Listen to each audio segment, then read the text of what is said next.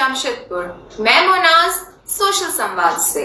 आज हमारे साथ डॉक्टर सुमन मिश्रा जी जो कि कुवैत से जुड़ने वाले हैं, जो कि वो एक पेडियाट्रिक डेंटिस्ट है। यानी कि मैंने आप सभी को उनसे सीजन 1 में उनका परिचय करवा दिया था।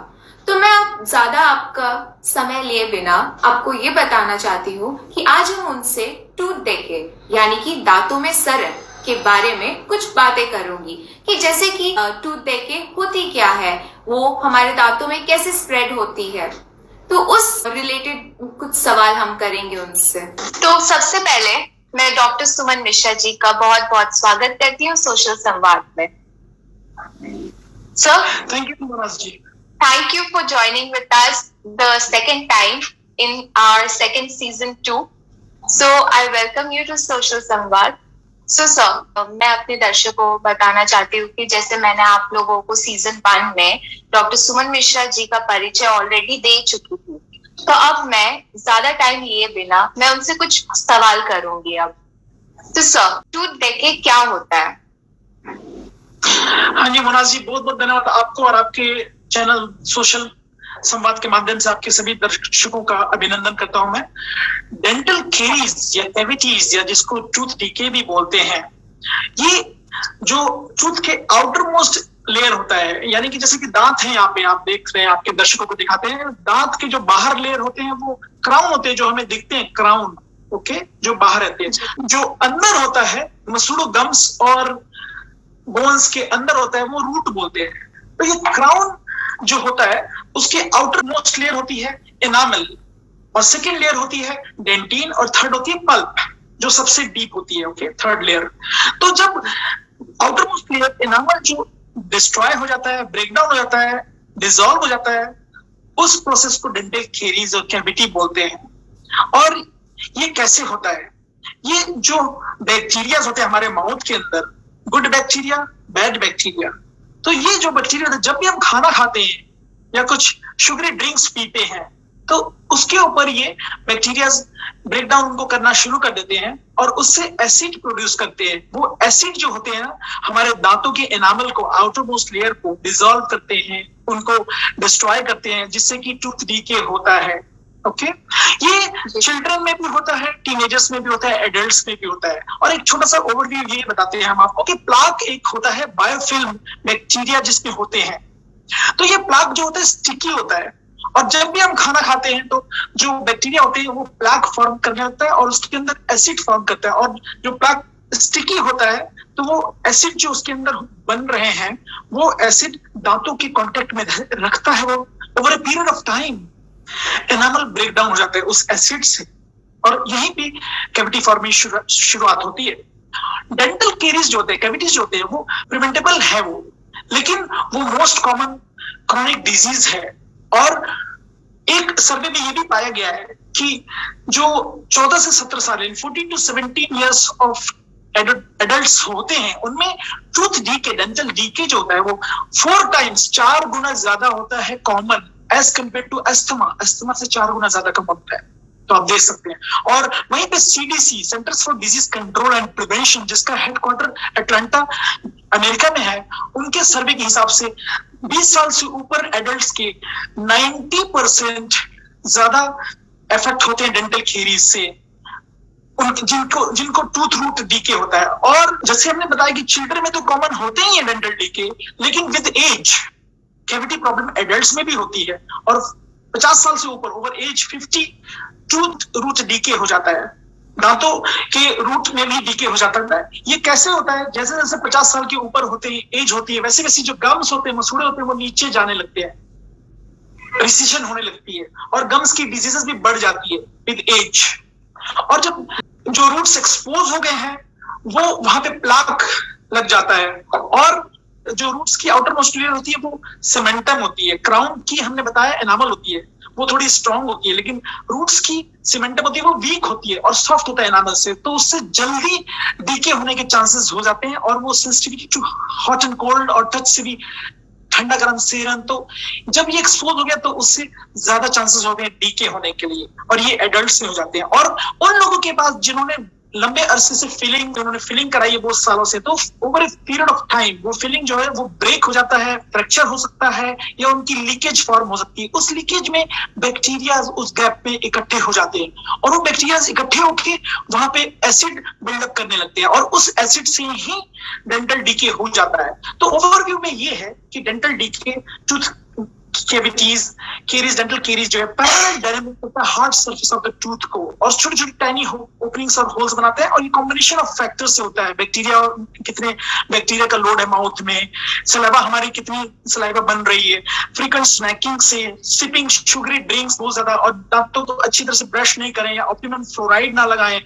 और ये one of the most common, world की most common, one of the most common health problem होती है और ये सबको हो सकती है, यहाँ तक कि छोटे बच्चे को भी जिनके दांत अभी भी आए, अगर दांतों का ख्याल अच्छी तरह से ना किया जाए और अगर उस कैविटी को हम छोड़ दें, ध्यान ना दें, उसका रोकथाम ना किया जाए तो वो बड़े होने लगते हैं कैविटीज और वो डीपर लेयर में चले जाते हैं और उससे सीवियर टूथएक, इन्फेक्शन और टूथ लॉस भी हो सकता है। इसलिए डेंटिस्ट का रेगुलर विजिट होना जरूरी है। गुड ब्रशिंग और फ्लॉसिंग का हैबिट लगाना बहुत जरूरी है।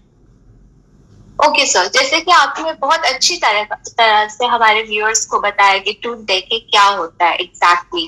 तो जैसे कि सर टूथ डेके का सिम्टम्स क्या होता है, हमें कैसे पता चलेगा कि हमारे दांतों में टूथ डेके हुआ है, उनके सिम्टम्स क्या है?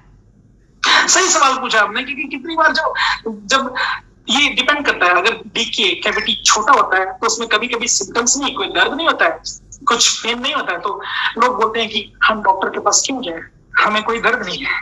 लेकिन पीरियडिकली डेंटिस्ट के बाद विजिट करने से ये होता है कि जो छोटी छोटी कैविटीज इनिशियल स्टेज में होते हैं उनको भी डिटेक्ट कर सकते हैं और भी माउथ में बहुत सारी चीजें होती है जिसको डिटेक्ट कर सकते हैं। तो इसलिए ये जरूरी है कि पीरियडिकली डेंटिस्ट के पास विजिट करें। और सिम्टम्स कैसे हो सकते हैं, जैसे कि टूथ एक हो सकता है, spontaneous pain without any cause, बिना कॉज के पेन हो सकता है, सेंसिटिविटी, ठंडा गर्म लगना, माइल्ड टू शार्प पेन हो सकता है कभी पानी पीने से, हॉट या कोल्ड पीने से, कॉफी चाय से, स्वीट से भी होता है। अब दांतों को अगर देखेंगे ब्रश करते समय, को देखेंगे अगर मिरर के सामने, तो कभी कभी विजिबल होल्स दिख सकते हैं और पिट्स दिख सकते हैं छोटे छोटे दांतों में, तो ये देखना जरूरी है। ब्राउन, ब्लैक और व्हाइट स्टेन्स भी दिख सकते हैं। अपने बॉडी पार्ट्स को अगर प्यार करें, यानी कि सिंपल सी चीज, self oral dental examination, brushing के टाइम पे थोड़ा सा ध्यान दें, जैसे हम चेहरे को ध्यान देते हैं, मेकअप में ये सब करते हैं, तो वो अच्छी बात है। तो वैसे ही दांतों को भी ध्यान दें जिससे कि हम सेल्फ ओरल एग्जामिनेशन कर सकते हैं और हम अर्ली डिटेक्ट करें। और कभी कभी बाइट करते समय पेन भी होता है, दर्द भी होता है, तो ये सब चीजें सिम्टम्स हो सकती हैं। ठीक है सर, जैसे कि टूथ डेके जो हमारे दांतों में कैसे स्प्रेड होती है ये? हाँ जी, ये इसको हम 3 पार्ट्स में डिवाइड कर सकते हैं। सबसे पहले हम प्लाक फॉर्मेशन होती है और सेकेंड होती है प्लाक में जो बैक्टीरिया और मिनरल्स, वो एसिड आए हैं वो अटैक करते हैं, और थर्ड होता है डिस्ट्रक्शन कंटिन्यू होता है। प्लाक फॉर्मेशन में जैसे कि हमने आपको बताया कि प्लाक एक स्टिकी बायोफिल्म होता है जो चिपक के रहता है दांतों के साथ, और जो शुगर और स्टार्च हमने खाना में खाया है या शुगर ड्रिंक्स में खाया है और अच्छी तरह से ब्रशिंग ना की टीथ की, तो उसमें बैक्टीरिया उसके ऊपर फीड करने लगते हैं और वो प्लाक बना देते हैं बायोफिल्म। और प्लाक अगर ज्यादा देर तक मुंह में रह जाता है तो हार्ड हो जाता है, जो टार्टर बनाते हैं, कैलकुलस भी बोलते हैं उसको। जब टार्टर और कैलकुलस बन गया वो हार्ड होता है और is very difficult to remove. Plaque को ब्रश करके निकाल सकते हैं। टार्टर और कैलकुलस बन गया तो उसको डेंटिस्ट ही मैकेनिकली रिमूव कर सकता है इंस्ट्रूमेंट्स के साथ। ये हो गया फर्स्ट स्टेज। सेकेंड स्टेज, उसके अंदर जो एसिड फॉर्म है प्लाक के अंदर, बैक्टीरिया ने एसिड बनाए हैं खाने के ऊपर एक्ट करके, तो वो एसिड जो टूथ के आउटर लेयर होता है, बाहर का लेयर होता है एनामल, उसके ऊपर अटैक करने लगता है और एनामल के मिनरल्स को डिसॉल्व करने लगता है, रिमूव करने लगता है, वीक करने लगता है।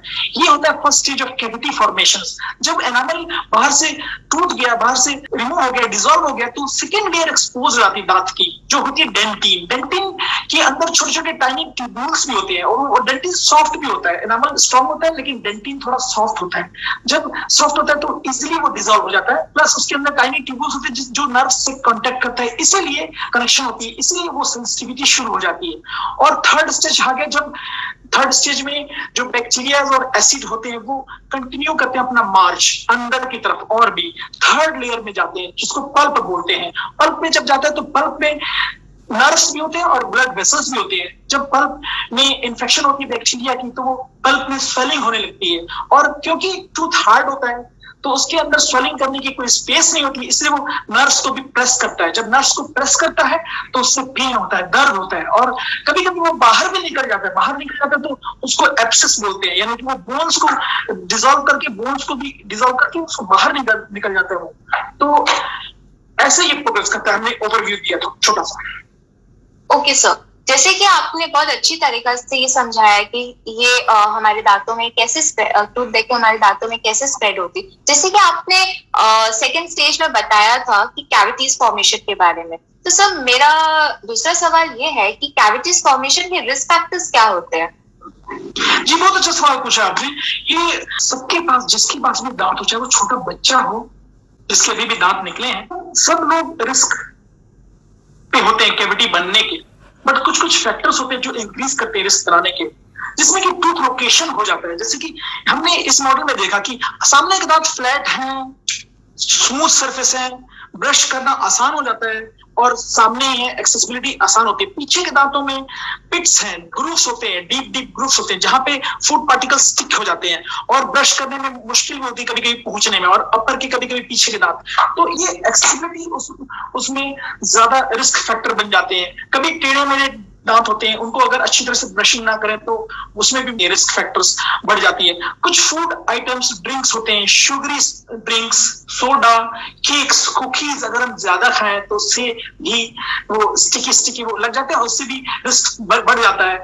फ्रीक्वेंट स्नैकिंग और सिपिंग, ज्यादा बार बार खाने से, शुगरी स्टफ्स खाने से जो पीएच होता है माउथ का, वो क्रिटिकल पीएच होता है 5.5। अगर 5.5 पीएच से नीचे हमारे माउथ का होता है तो जितनी बार हम खाएंगे उतनी बार वो एसिड प्रोड्यूस करेगा और वो 5.5 से नीचे जाएगा, तो उससे एनामल की डिस्ट्रक्शन और डिसोल्यूशन होती रहती है। तो इसलिए वो भी कम करें। और बेड टाइम इन्फेंट फीडिंग, यानी कि बच्चों को, छोटे छोटे बच्चों को अगर बेड टाइम में दे देते हैं तो लगा के सो जाते हैं, तो सोते समय सलाइवा की प्रोडक्शन लेस हो जाती है, और सलाइवा में प्रोटेक्टिव एंजाइम्स होते हैं जो दांतों को बचा के रखते हैं। अगर वो नहीं होगा और बच्चे सो गए तो फिर उससे डैमेज होने के चांसेस बढ़ जाते हैं। इनएडिक्वेट ब्रशिंग प्रॉपर ना हो तो उससे भी मुश्किल हो सकती है। और प्रॉपर अगर हमने फ्लोराइड नहीं ले रहे हैं मात्रा में, प्रॉपर अमाउंट में, या डेंटिस्ट के पास कांटेक्ट कर रहे हैं कि डेंटिस्ट भी कभी कभी फ्लोराइड लगाते हैं एवरी 6 मंथ्स, या कुछ वो प्लास्टिक फिलिंग जैसी होती है फिशर सीलेंट्स बोलते हैं, वो नहीं लगा रहे हैं, तो वो भी जरूरी होता है। और कभी कभी हार्ट बर्न्स होते हैं, जैसे कि स्टमक का एसिड जो होता है ना, किसी में GIRD बोलते हैं, रिफ्लेक्स होता है, यानी गैस्ट्रोइसोफेजियल रिफ्लेक्स डिसीज होता है, उससे हमारे दांतों में ज्यादा एसिड आता है तो एनामल वेयर हो जाता है, इरोजन हो जाता है, और उससे डेंटिंग एक्सपोज हो जाता है।